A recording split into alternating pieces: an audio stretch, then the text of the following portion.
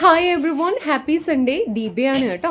ഞാൻ ഇന്നലെ രാത്രി ചക്കയപ്പം ഉണ്ടാക്കിയായിരുന്നേ. ചക്കയും ഗോതമ്പ് മാവും ശർക്കരയും തേങ്ങയും ഏലക്കയും കശുവണ്ടിയും നെയ്യൊക്കെ കൂടി നന്നായിട്ട് കുഴച്ചുണ്ടാക്കിയതാണേ. രാത്രി 12:45 മണിയായി ഞാനിത് ഉണ്ടാക്കി കഴിഞ്ഞപ്പോൾ. എനിക്ക് ടേസ്റ്റ് ചെയ്യാനുള്ള സമയമൊന്നും കിട്ടിയില്ലായിരുന്നു. കുറച്ച് മീൻ ബാക്കിയിരിപ്പുണ്ട്, അത് നമുക്ക് രാവിലെ തിളപ്പിക്കാം. ഇന്നലെ രാത്രി ചക്കയപ്പം ഉണ്ടാക്കാൻ എടുത്ത ഗോതമ്പ് മാവാണ് കേട്ടോ. അതൊന്നും എടുത്ത് വെക്കാനുള്ള സമയം പോലും കിട്ടിയില്ല. നന്നായിട്ട് പഴുത്തുപോയി ഏത്തപ്പഴമൊക്കെ. അപ്പോൾ അത് ഞാൻ കുറച്ച് പുഴുങ്ങാൻ വെച്ചിട്ടുണ്ട്. ഇപ്പോൾ ഇന്ന് ബ്രേക്ക്ഫാസ്റ്റിന് ഗോതമ്പ് പുട്ടാണ്.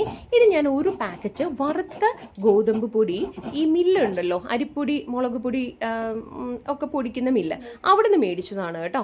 ഈ വറുത്ത ഗോതമ്പ് മാവിൽ പുട്ടുണ്ടാക്കുമ്പോൾ നല്ലൊരു മണവും നല്ലൊരു ടേസ്റ്റുമാണ് കേട്ടോ. അത് ആവി വരുമ്പോൾ തന്നെ നമുക്ക് ആ പ്രത്യേക മണം അറിയാൻ വേണ്ടി പറ്റും. പിന്നെ പ്രത്യേകിച്ച് നമ്മൾ ഗോതമ്പ് മാവിനൊക്കെ നനയ്ക്കുമ്പോൾ ഇങ്ങനെ നന്നായിട്ട് ഉണ്ട കെട്ടത്തില്ലേ, പോലെ ആവത്തില്ല. അത് നമ്മൾ മിക്സിയിലിട്ട് ജസ്റ്റ് ഒന്ന് ക്രഷ് ചെയ്തെടുക്കുകയല്ലേ ചെയ്യുക. പക്ഷെ ഇതിന് അതിൻ്റെ ഒരു ആവശ്യമില്ല, നന്നായിട്ട് നനഞ്ഞു കിട്ടും. ഇതൊന്ന് ട്രൈ ചെയ്തിട്ടില്ലാത്തവർ തീർച്ചയായിട്ടും വറുത്ത ഗോതമ്പ് മാവിൽ ഒന്ന് പുട്ടുണ്ടാക്കാൻ നോക്കണം കേട്ടോ. പിന്നെ ഞാൻ ആ ചക്കയപ്പം ഒന്ന് ചൂടാക്കി എടുത്തു. പിന്നെ ഇന്ന് പുട്ടിന് കറിയായിട്ട് കുറച്ച് ചിക്കൻ ബാക്കി ഇരിപ്പുണ്ടായിരുന്നു ഫ്രിഡ്ജിൽ. അത് നമുക്കൊന്ന് മേക്ക് ഓവർ ചെയ്തെടുക്കാം. ഞാൻ അതിനുള്ളിൽ തേങ്ങാപ്പാലൊക്കെ ഒഴിച്ച് ഇച്ചിരി മസാലയും കുരുമുളക് പൊടിയും മല്ലിയിലയും കറിവേപ്പിലൊക്കെ ഇട്ട് ഒന്ന് സെറ്റ് ചെയ്തെടുത്തു കേട്ടോ. അപ്പോൾ ഞാനേ ഇന്നലെ ഇത് കഴിക്കാൻ സമയം കിട്ടിയില്ലല്ലോ. ഇന്നിത് കഴിച്ച് നോക്കിയത് നല്ല ടേസ്റ്റായിരുന്നു. കൂടുതലും ചക്കയാണ് ഞാനിതിൽ ചേർത്തേക്കുന്നത് കേട്ടോ.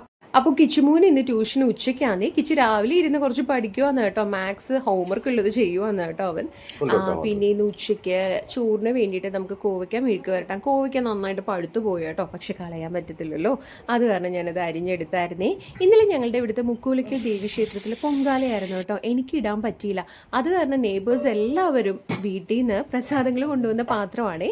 അത് കഴുകി കിച്ചിയുടെ കയ്യിൽ ഞാൻ കൊടുത്തു വിട്ടു. ഈ ഗോതമ്പ് പുട്ടിന് എന്നാ മണമാണെന്നറിയോ. ഞാൻ കുറച്ച് മുട്ടയും കൂടെ പുഴുങ്ങാൻ വെച്ചായിരുന്നു. അപ്പോൾ ഇന്നത്തെ വിശേഷം ഇത്രയേ ഉള്ളൂ. Thanks for watching.